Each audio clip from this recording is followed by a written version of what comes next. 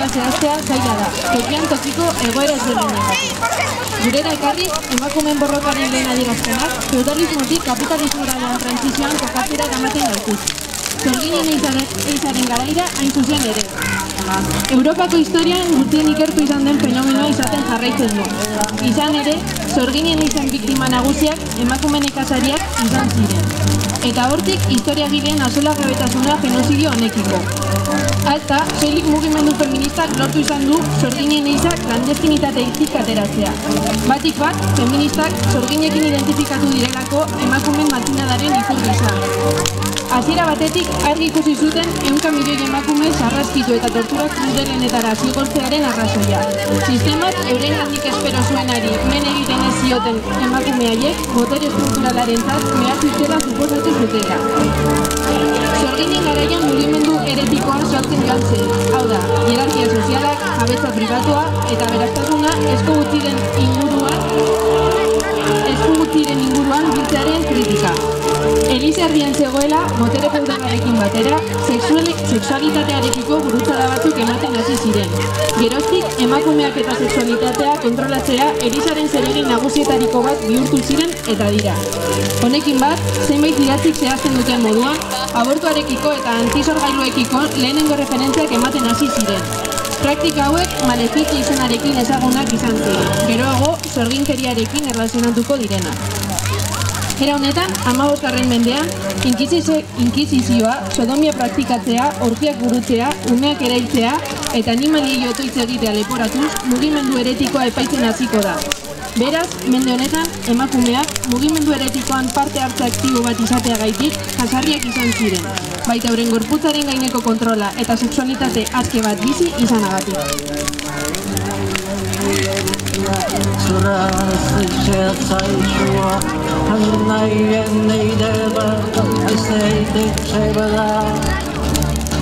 Soy bien de vayasa, Australia, Nava, Proizdestica, Naiva, Osava, Osava, Nidia, Vishutsa, Naidia, Nichaya, Naidna, Soyana, Soyana, Soyana,